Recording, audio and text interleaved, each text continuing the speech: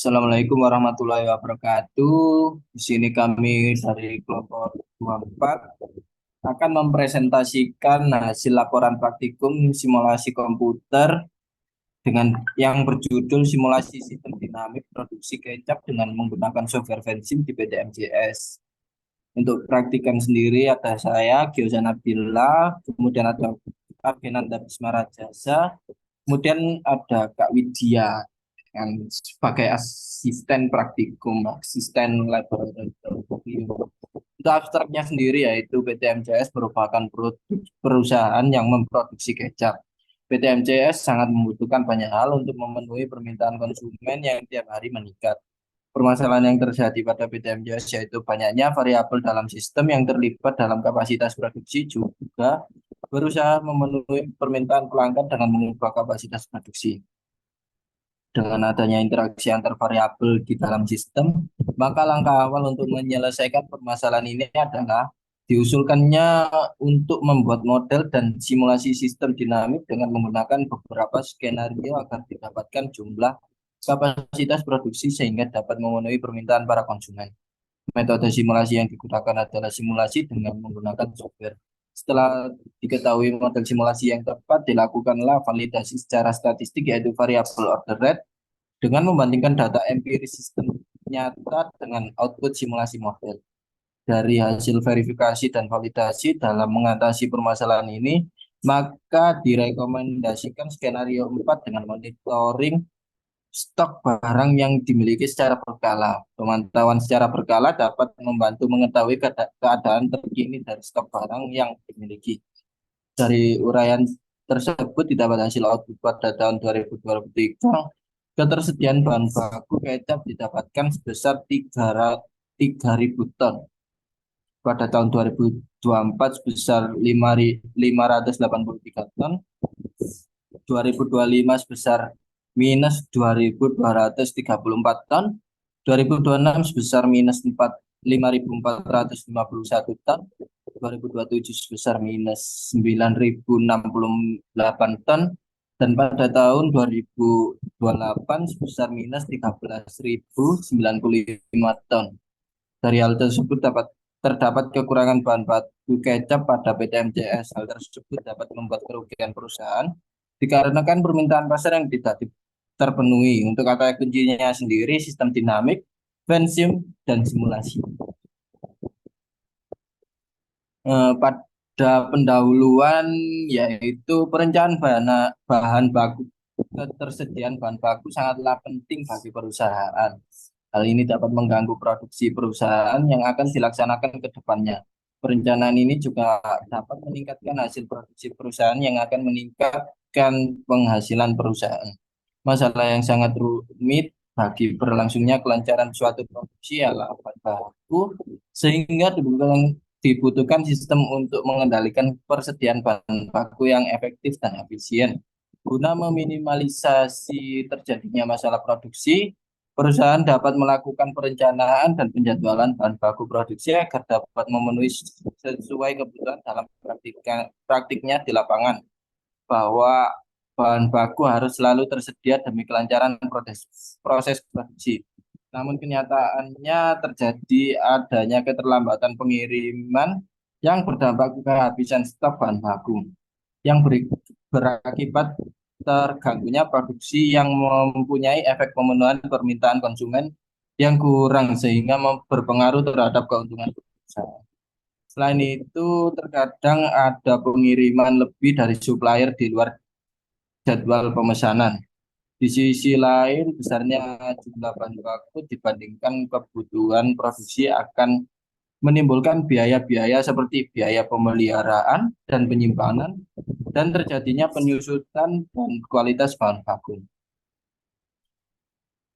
Perilaku model sistem dinamis ditentukan oleh keunikan dari struktur model yang dapat dipahami dari hasil simulasi model.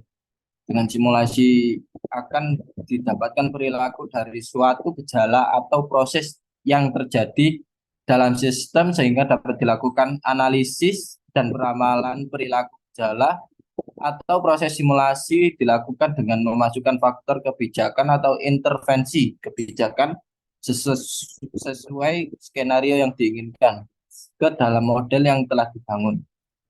PT MCS merupakan perusahaan di bidang produksi kecap Stock dengan permintaan yang fluktuatif dan tidak menentu.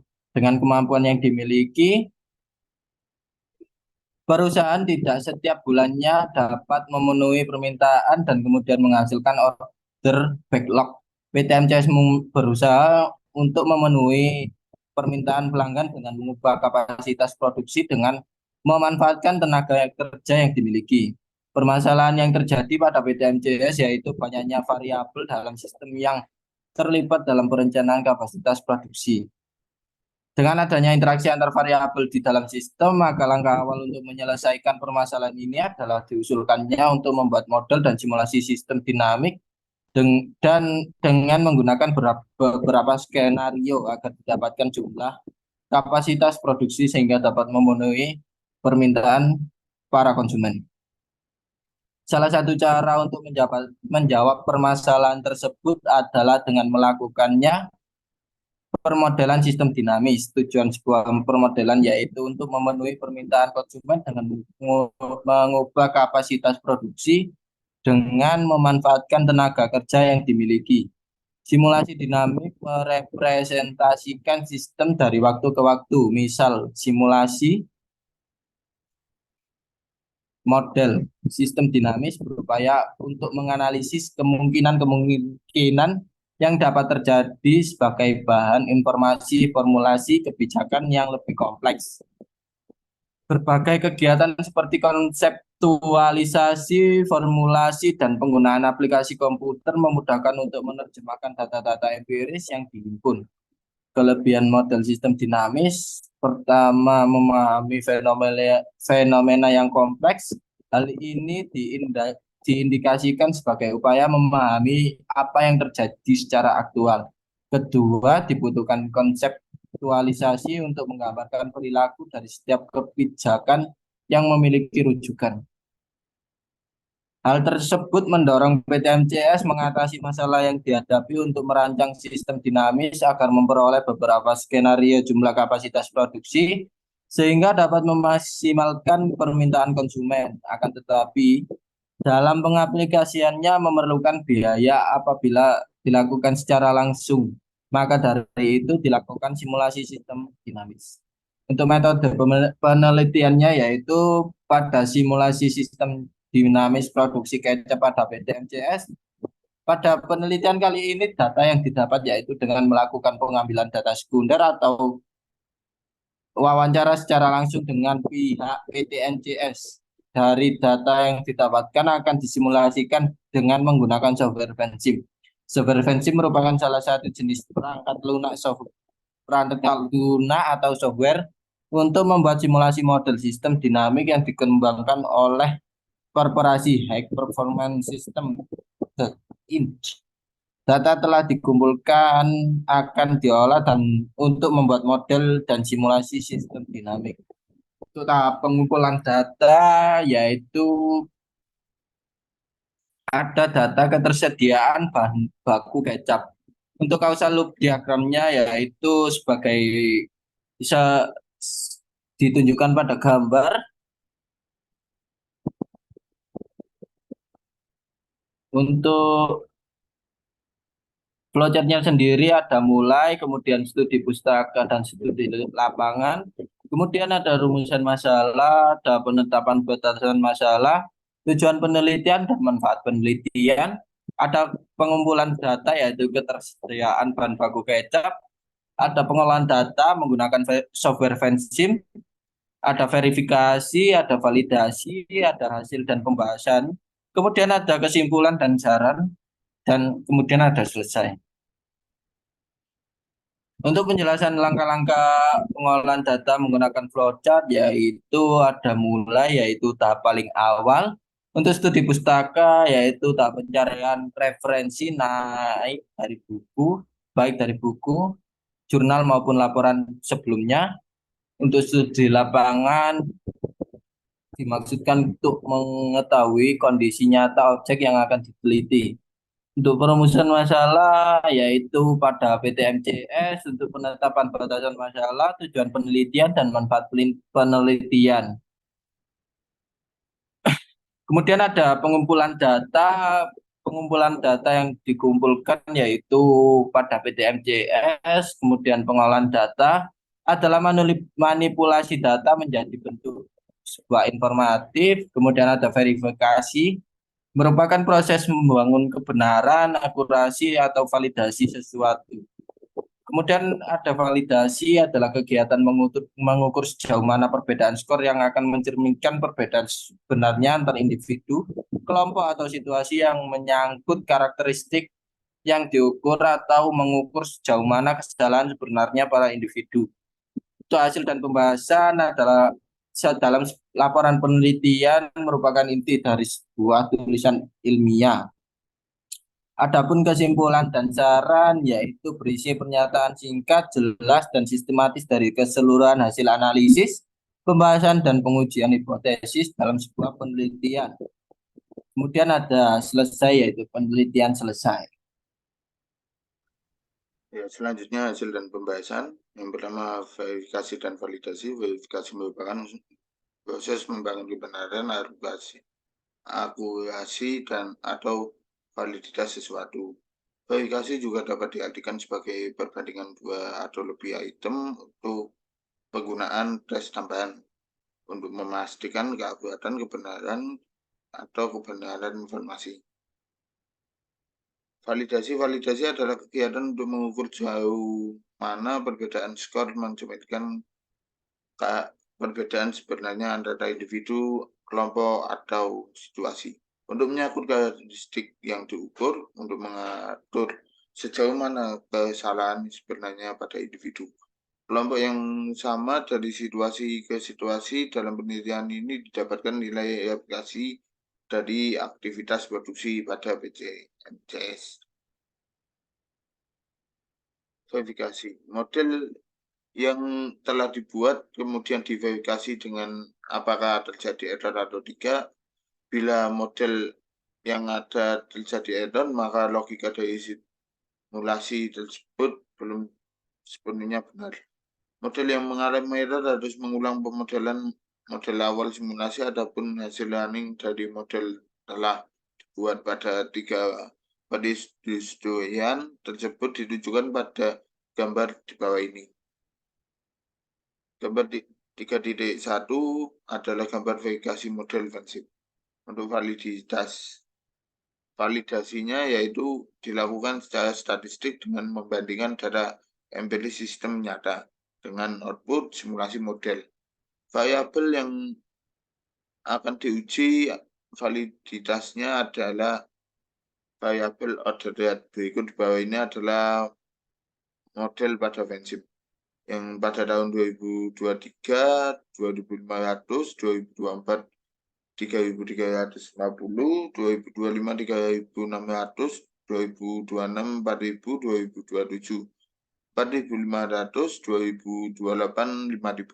Untuk dari software prinsipnya sendiri, untuk data skenario 1, 2023 3000, 2024 583, 2025 minus 224, 2026 minus 5.451, 2027 minus 9.068, 2028 minus 13.095. Dengan rata-rata untuk yieldnya 3.825 dan untuk sovereignty-nya minus 4.377,5. Untuk standar deviasinya dari data yieldnya 883,03, untuk dari data offensive 6.046,1. Berdasarkan persentase dari rata-rata empiris data ada output simulasi E1-nya yaitu minus 210,1%. Dan output simulasinya aktivitas produksi kecap pada PT MCS dapat dilihat di gambar 3.2. Untuk grafik skenario satunya, pada grafik di atas menunjukkan bahwa garis yang naik yaitu garis merah kesediaan bahan baku kecap, maka grafik tersebut disimpulkan bahwa tahun 2023 pada simulasi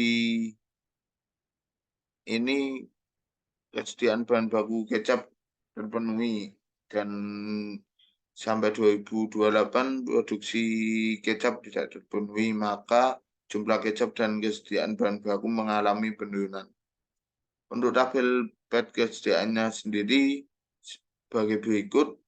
Pada tabel di atas dapat disimpulkan bahwa kesediaan kecap pada skenario 1 pada tahun 2023 3.000 ton, 2024 583 ton, 2025 minus 220 minus 2.234 ton, 2026 minus 5.451 ton, 2027 minus 9.068 ton, 2028 minus 13.095 ton.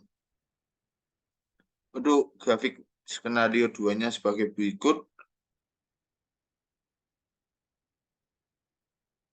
Yang bahwa kesediaan bahan baku kecap bisa memenuhi permintaan yang ada dikarenakan adanya jumlah permintaan kecap dan kesediaan bahan baku yang mengalami penurunan.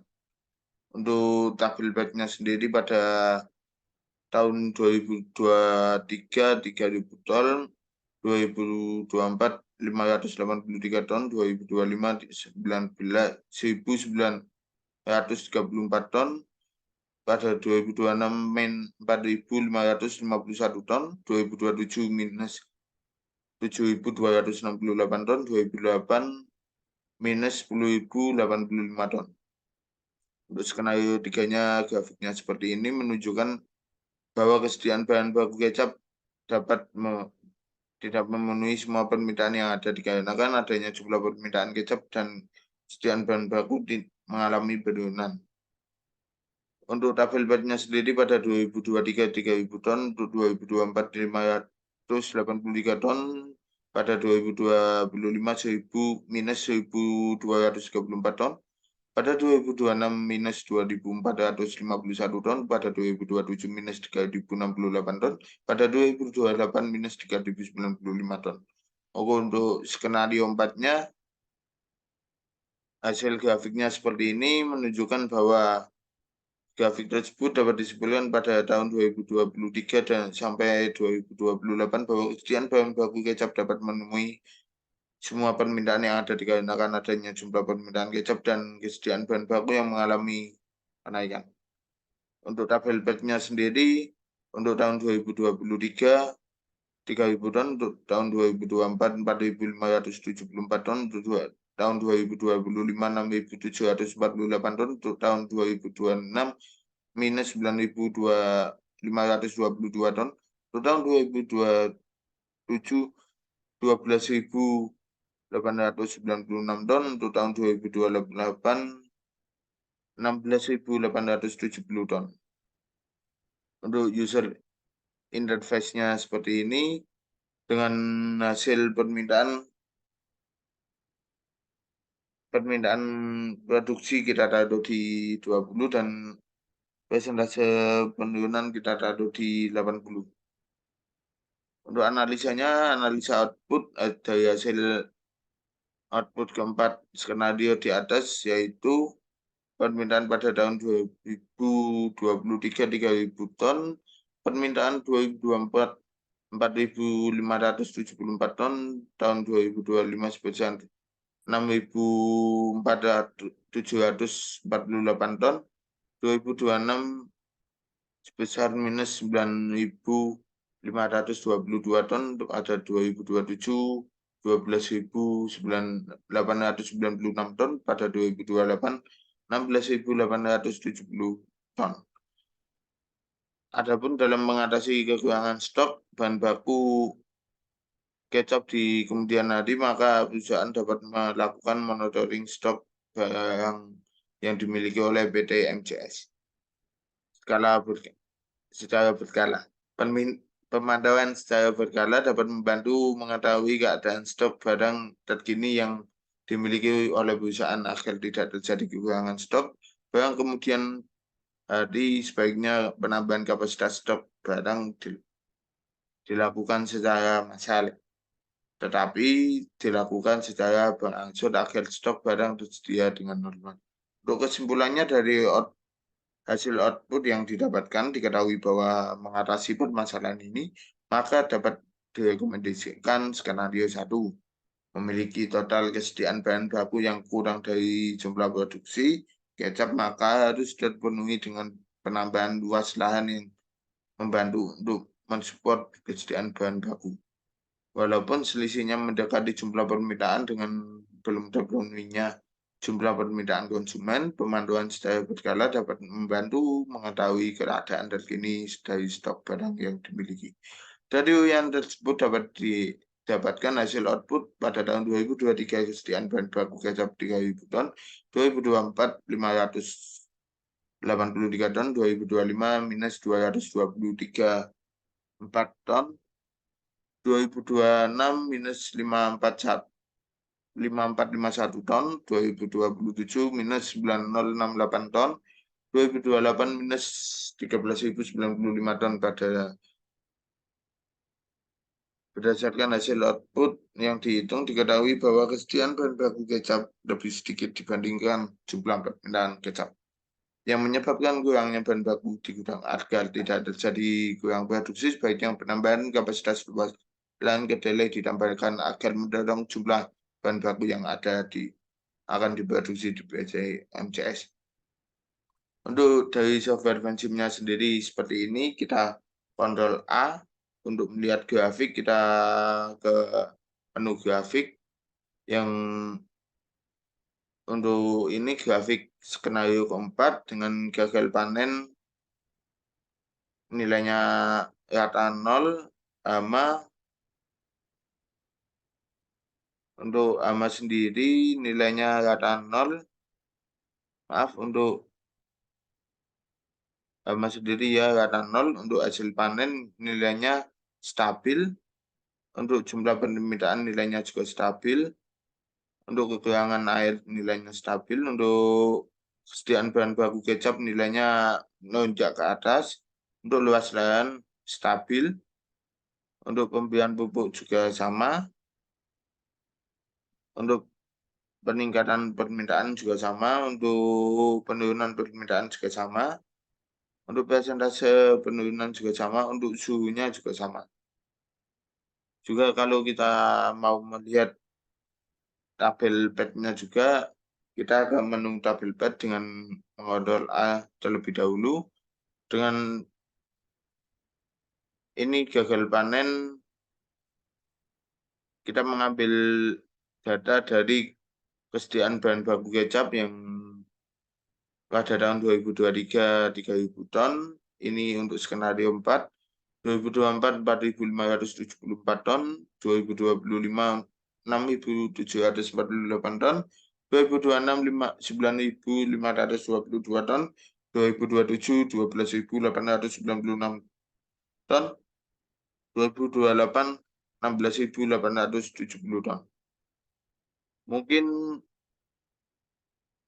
sekian presentasi dari kelompok 24. Dari saya sendiri, Agen Anda Bismaya Jasa dengan partner saya, Giosekan Abdillah. Pamit undur diri, mohon maaf bila ada salah kata. Wassalamualaikum warahmatullahi wabarakatuh.